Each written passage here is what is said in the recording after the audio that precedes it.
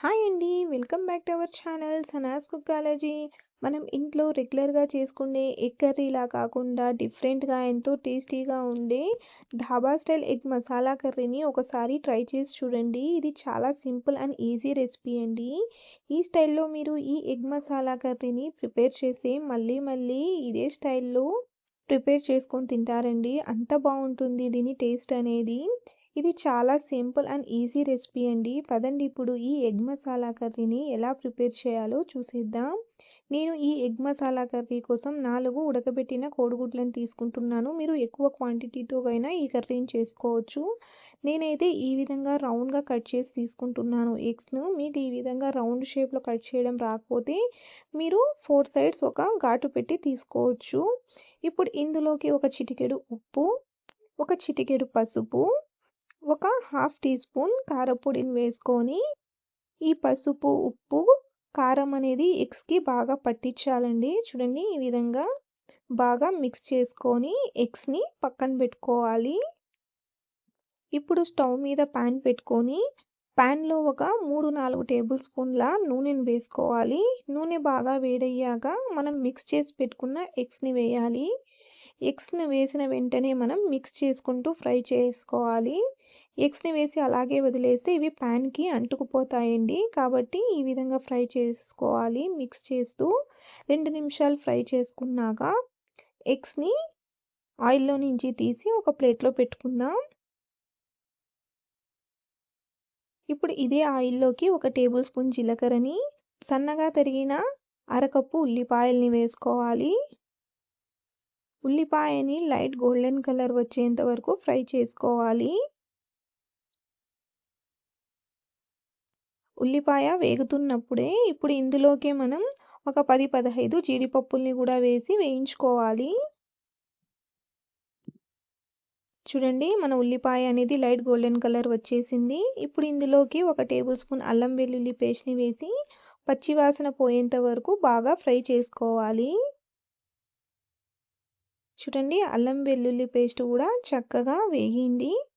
ఇప్పుడు ఇందులోకి ఒక 2 రెమ్మల కరివేపాకు, ఒక పావు టీ స్పూన్ పసుపు, ఒక టేబుల్ స్పూన్ కారప్పొడి, ఒక హాఫ్ టీ స్పూన్ జీలకర్ర పొడి, ఒక హాఫ్ టీ స్పూన్ ధనియాల పొడిని వేసుకొని మంటని లో ఫ్లేమ్‌లో పెట్టుకొని ఈ పొళ్ళని ఒక నిమిషం పాటు లో ఫ్లేమ్‌లో బాగా వేయించుకోవాలి. హై ఫ్లేమ్‌లో అస్సలు వేయించకండి. హై ఫ్లేమ్‌లో వేయిస్తే ఇవి మాడిపోతాయి.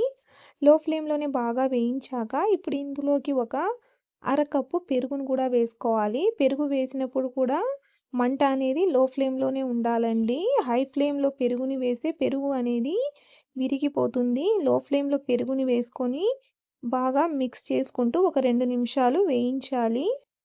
ఇలా బాగా వేయించాక ఇంకొక 2 నిమిషాలు నూనెలోనే పెరుగుని బాగా ఉడకనివ్వాలి. 2 నిమిషాల తర్వాత చూడండి పెరుగు అనేది చక్కగా కుక్ అయింది. ఆయిల్ కూడా చక్కగా ఫ్లోట్ అవుతోంది పైన. ఇప్పుడు ఇందులోకి మనం ఒక 2 టమోటాలని గ్రైండ్ చేసి వేసుకోవాలి. ఇప్పుడు ఇందులోకే రుచికి సరిపడా ఉప్పుని వేసుకొని ఒకసారి బాగా మిక్స్ చేసుకోవాలి. ఇలా బాగా మిక్స్ చేసుకున్నాక ఇప్పుడు ఈ గ్రేవీని మనం ఒక 2, 3 నిమిషాలు కుక్ చేసుకోవాలి.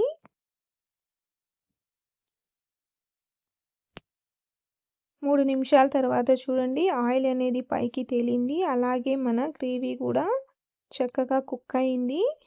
ఇప్పుడు ఇందులోకి మనం ఒక 2, 3 పచ్చిమిర్చిని కూడా కట్ చేసి వేసుకోవాలి. పచ్చిమిర్చి వేసి ఒకసారి మిక్స్ చేసుకున్నాక ఇంకొక 2 నిమిషాలు ఈ గ్రేవీని పచ్చిమిర్చితో పాటు ఉడికించుకోవాలి.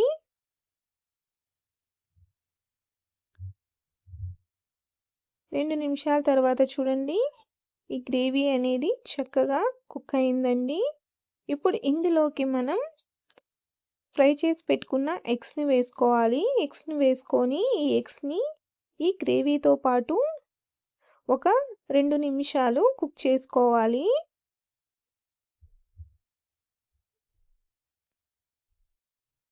ఇలా కుక్ చేయడం వల్ల ఎగ్స్‌కి ఈ మసాలాలనేటివి చక్కగా పడతాయండి. 2 నిమిషాల తర్వాత చూడండి ఎగ్స్ అనేటివి ఈ గ్రేవీతో పాటు చక్కగా కుక్ అయ్యాయి. ఇప్పుడు ఇందులోకి మనం ఒక 1 కప్పు నీళ్ళని పోసుకోవాలి. నీళ్ళని పోసుకొని ఇంకొకసారి బాగా మిక్స్ చేసుకోవాలి. ఇలా మిక్స్ చేసుకున్నాక ఇప్పుడు మూత పెట్టేసి మనం ఈ కర్రీని ఒక 10 నిమిషాలు మీడియం ఫ్లేమ్‌లో ఉడికించుకోవాలి. 10 నిమిషాల తర్వాత చూడండి గ్రేవీ అనేది చక్కగా కుక్ అయింది. ఆయిల్ కూడా చక్కగా ఫ్లోట్ అవుతోంది. ఇప్పుడు పైనుంచి సన్నగా తరిగిన కొంచెం కొత్తిమీరని వేసుకొని ఒకసారి బాగా కలుపుకోవాలి. ఇలా బాగా కలుపుకున్నాక ఫ్లేమ్‌ని ఆఫ్ చేసేసుకోవాలి. అంతేనండి. ఎంతో టేస్టీగా ఉండే మన dhaba style egg masala curry అనేది రెడీ అయిపోయింది. ఇప్పుడు ఈ ఎగ్ మసాలా కర్రీని వేడి వేడిగా సర్వ్ చేసేసుకోవడమే. ఈ ఎగ్ మసాలా కర్రీ అనేది చపాతీలోకి, రైస్, పుల్కాస్, నాన్స్, బగారా రైస్, జీరా రైస్‌తో అయితే పర్ఫెక్ట్ కాంబినేషన్ అండి. చాలా చాలా టేస్టీగా ఉంటుందండి. మీరు కూడా తప్పకుండా ఈ స్టైల్‌లో ఈ ఎగ్ మసాలా కర్రీని ట్రై చేసి చూడండి. మీకు ఈ ఎగ్ మసాలా కర్రీ రెసిపీ ఎలా అనిపించిందో నాకు కామెంట్‌లో తెలియచేయండి. వీడియో నచ్చితే లైక్ చేయండి, షేర్ చేయండి. అలాగే నా ఛానల్‌ని సబ్స్క్రైబ్ చేసుకోండి. Thanks for watching guys.